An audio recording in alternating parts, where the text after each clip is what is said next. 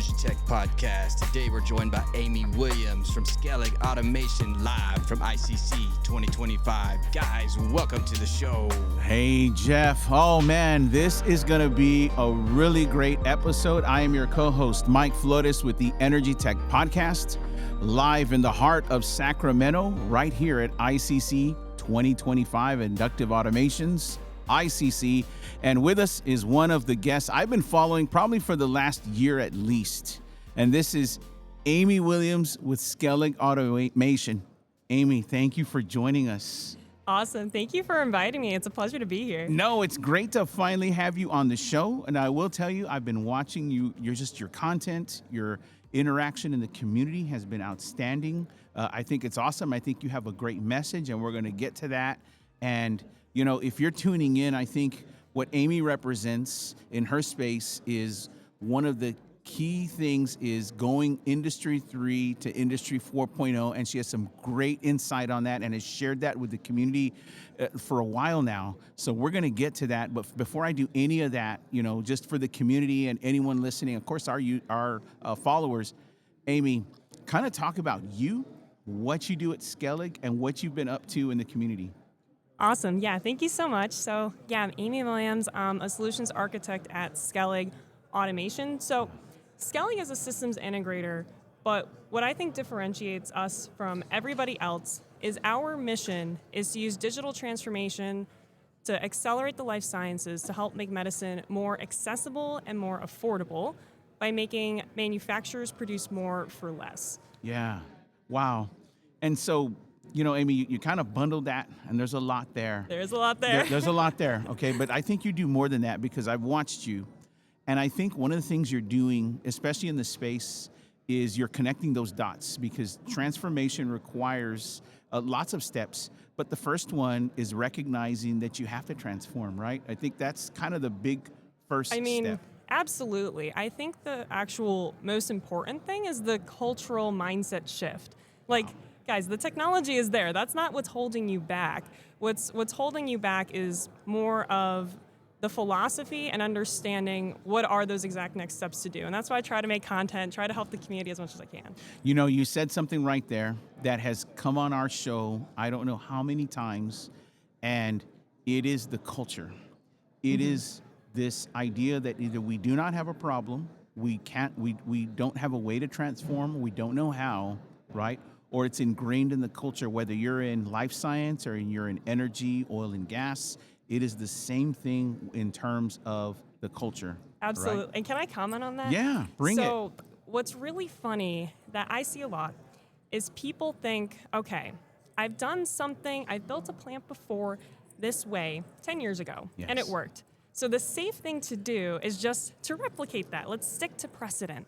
But I'm telling you, doing the exact same thing you've done before is the riskiest thing you can be doing. Yeah, and you know, we might have to keep you an hour. No, I'm just kidding. But what you said that resonates in all parts of the industry, right? In all parts of the verticals, especially with ignition.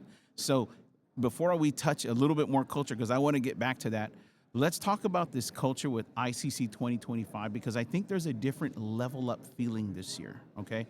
And here's what I mean. For leveling up this year with Ignition, there's done a few great things. Number one is the new venue, right? Oh, yes. Normally in Folsom. Now we're here in Sacramento, much more space, a great space, more community members. They leveled up that way. I think the second way that Ignition is leveled up is its release on 8.3. So you saw lots of paying attention to the community, right, in 8.3. And I think that third thing, and you were a part of this, so Walker Reynolds and team had the brainchild of the Prove It conference series, and they brought that flavor here to ICC this year. So I think that in alone is another level up piece. Absolutely. And honestly, this conference in particular is great because you're getting best of both worlds. First off, I love the Prove It format. There's no easier way to show that you have a solution that adds value than seeing it solve a problem in real time. Yes. But then at the same time, right here at this conference, we have all of the world-class best Ignition developers in one spot that you can walk up to. You can ask them questions. There's so many valuable conversations just happening and passing, going throughout all of the booths that just How else is it going to happen? Yeah, and one of the other, I think, level up is folks like the Energy Tech podcast can be here, and we level up the experience by giving not just integrators, top-notch integrator groups, teams, products, end users, folks that are interested in Ignition. We give them the opportunity to speak out to the community about what they're seeing, what they hope to take away from this conference, what they hope to learn, and then it grows the community and allows them to share ideas right here on the Energy Tech podcast. So we love that. So I think for a lot of folks, that is a great way to level up your experience. Yes, you're going to walk away with a bag full of stuff. I get it. And you're going to walk away with contacts. Yep. You're going to walk away with, I think, what are relationships and friendships overall. But I think ultimately you can walk away saying, I expressed my take on ICC 2025. So having said that, Amy, so far, I've seen your updates. What are some of the things that I get what you're delivering? So you deliver an update, but forget that for a second. I want to hear what you personally in here are taking away from 2025, what you've already taken away and what you hope to get on the last day. What I've taken away is that Ignition continues to prove that it is an Industry 4 platform. 8.3, it's funny, people said they were a little underwhelmed, and I'm like, no, the implications here are incredible. So it was funny, if you guys saw the keynote, they were like, a lot of what we did was refactoring like the back end, right. Files. I was cheering, I'm like, woo, files. But the reason I'm so excited about it is because it's going to have just such a monumental implication. It's going to, the MCP server, being able to hopefully one day build your own AI tools, that's just going to lower the bar for people to get started with the platform. Right. And I feel like when it comes to digital transformation, one of the best things you can do as an organization is enable your frontline operators to solve the problems they need. It's being able to be agile and get them developing right away is how you actually innovate.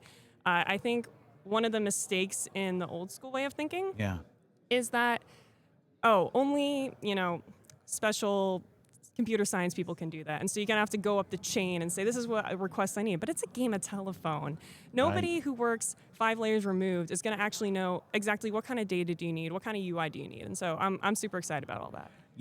There you go. You touched on something that I think is important, Amy, in transformation. You talked about giving tools to operators. And again, in different industries, in life science for you, there might be operators right on the plant floor. If you're in water, wastewater, if you're in oil and gas and energy data center, it falls in that same level. Let me ask you this. What do you think, why does that seem not to resonate when you're talking to, let's say, a COO, CEO? Is there like a failure there in terms of transformation? Is there something missing in there? Absolutely. I think this all goes back kind of to the 3.0 architecture and the 3.0 culture. Traditionally, when we approached automation across the stack, it was siloed at every level, and everybody kind of became an expert in that one domain. And so it was kind of expected, like, listen, if you're on the plant floor, the historian's level 4. You don't need to think about that. You don't need to worry about that data. And data modeling was something only for the data scientists in the cloud. But that's just not the case anymore. If you want to be a digital company, I'm telling you, it starts at level 1. Nobody's going to understand how to model that data or what data they need than your frontline operators. And so I think we got to change our mindset from this is only an IT problem to no, these two, and OT and IT is converging, and you really got to bring that approach about data, approach about agility back down to the front line. Yeah, and one of the things I find interesting, Amy, as well, that I want to hear your take on this, because I've heard a lot of what you talk about resonates really well. Do you believe that there is a connection with do you think that there's a generational piece that exists that maybe doesn't get talked about enough? Here's what I mean. Okay, I'm 50. I'm 52. I turned 52 yesterday. All right. And okay, good. Happy birthday. And in case you didn't know, so I've got 8 kids. I have an older son that's 30, and I have one son that's 18, and in between, there is a digital expectation that this group that now is empowered with a budget, Yep. So a 30-year-old in IT, OT, manufacturing has a high digital expectation where someone that's in charge of the budget is greater than 50. And again, I'm not picking on generation, older folks or anything. I'm just saying, do you think that there's any correlation between that an attitude that says, well, if it's broke, don't fix it, and maybe someone that has or is requiring a higher digital expectation? Yeah. I think there is an aspect to it. It kind of goes into that, again, that sunk cost fallacy. There does come a point where if you aren't cautious, you can kind of start convincing yourself, listen, I have 20 years doing something my way. It is the best way, obviously. Yes. And then somebody new comes in and is like, well, why don't we do it something different? And I think that's why, again, it comes back to that mindset shift. Now, the good news is all hope is not lost, right? Right. I think as long as people are active in realizing, okay, I need to get back into questioning my own biases, questioning, is the status quo really the best way? Right. Yeah. Okay. So the status quo is the best way. You step back and you look. One of the things I've heard, especially, Walker Reynolds has said it really well in the past where, digital transformation is a strategy, right?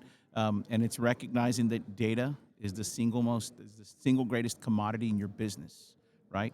And I know you're aligned with that, but in your take, from you personally, where do you think that starts? And then walk us through that from your perspective on Industry 3 to Industry 4, because I think you have a really good way of articulating that from the beginning.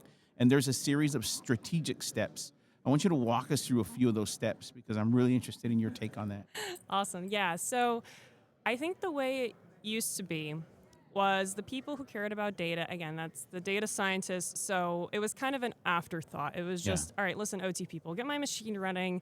That's all I need you to worry about. And then later, people on the back end are going to try to figure it out. Right. However, whenever I'm talking to a client about digital transformation, if I can get them one message, it's that it starts on the plant floor. And I'm saying it starts with the very edge hardware that you buy. And I'd say that being successful, there's kind of like two kind of points of views you need to look at. There is the technical aspect, and then there's also the business aspect. And you have to be able to speak to both.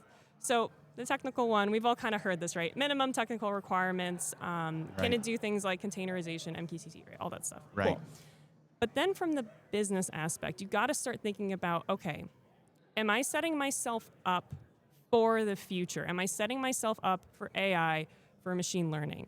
And what that kind of translates into is, okay, at the edge, do I have the ability to access my data? Do I have the ability to model it, to contextualize it? And if not, that's a serious business concern because now you're going to be behind all the other companies who are. I know that another thing that we really try to think about too is like supply chain resilience. Are technologies that I'm picking going to work on different hardware, or is what I'm going to pick going to lock me into a vendor? Am I going to buy a control layer that can only interact with one specific MES, only one specific historian? Because again, if you think short-sighted, you might think, oh, it's so good at that one job, that's all I need. But no, there are all these cascading effects that will really impact your ability to then leverage that data to become the factory of the future. Right. So right there, you talked about that. You're touching on that factory of the future. You talked about, I guess, a digital supply chain, right? Mm-hmm. So in your mind, you've got equipment. What about, do you think that there's room there for requiring vendors to fall in your digital expectation, right? Because sometimes you can buy a piece of hardware and that's great, but your vendor on the other side might say, hey, well, we use, whatever X ERP, this is the way it works. Yes. When it comes to production orders, it's too late. This is what we have. I want to ask you two questions. The first part is, in your mind right now, picking the right vendors or asking them to have that digital expectation. And then two, where inside of that do you see products like Ignition, among other things? You've got Litmus, you've got all kinds of things that are out there. Where do you think all that fits? Great questions. So first off, if there's one message that I can convey to the manufacturers out there, to the end users out there, I want you to know you have more power than you realize. This past year for me at Skellig has actually been a really big white pill moment because we were in a situation, we were looking at some equipment, and the traditional offering, again, it was a really close vendor stack, and it didn't meet our needs and our expectations. Now, I'm a systems integrator, so I've been screaming from the rooftop, come on, guys, it has to be open and all this, but, I can only do so much. Right. But because we were with the manufacturer, you guys, the people who have the paycheck, or the purse strings, right, they were able to go to that vendor and say, listen, we're not buying this unless you give us the open option. And believe it or not, that's what they did for the first time ever. Wow. So, yeah, if you are a director or somebody and you're thinking, oh, openness, that's nice, but I just don't see it out there, be the one, be the change, because you can actually make them, they want to, because listen, everybody wants to be competitive. Everybody wants to say their industry for. So Right. you would be surprised what you can get if you know to ask for it. If you say, listen, let's work together and make an offering that is going to work and push us ahead of everyone else. Yeah.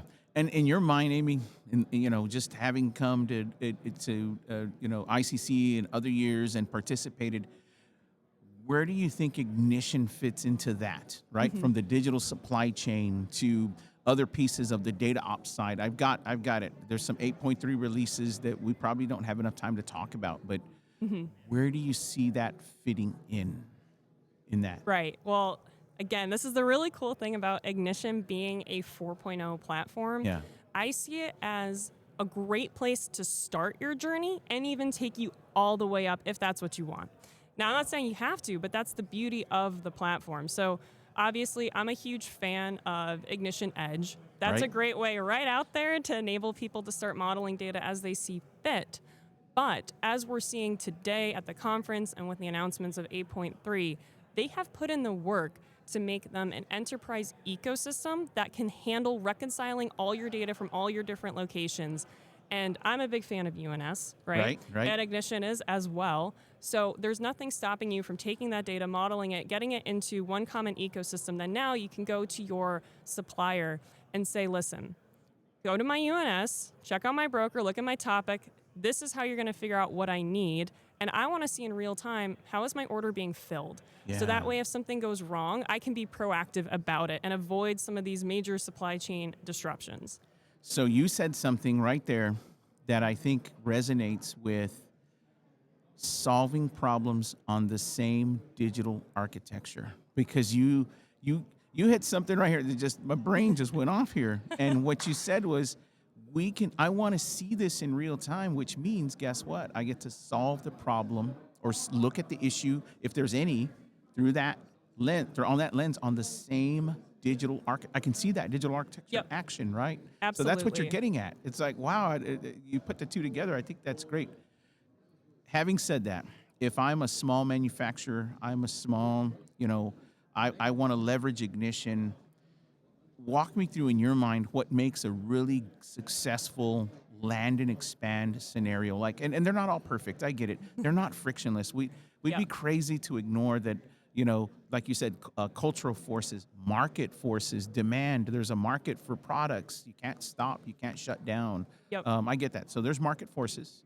You have cultural forces, and then you have competing requirements. Different departments, different groups. Yep. So in your mind, Amy, we don't have a whole lot of time, but man, I would love to, if you could give me, hey, Mike, in land and expand, along with digital transformation, I think here are some key things to success. What would those be? Okay, absolutely. So there's one thing I want to throw in there that actually isn't software, and this kind of goes back to that business aspect. Yeah.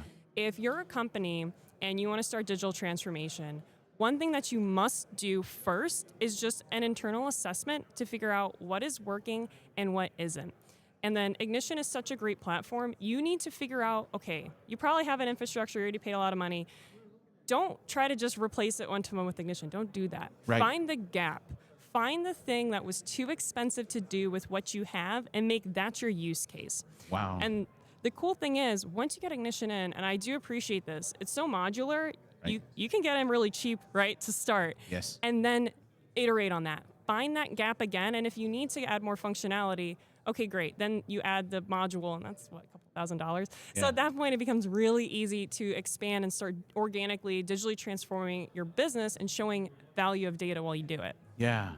Last question, 'cause otherwise I keep you. Okay. What is your take right now in life science space? And are you seeing projects? Are you seeing lots of thoughts in AI, machine learning, and MCP?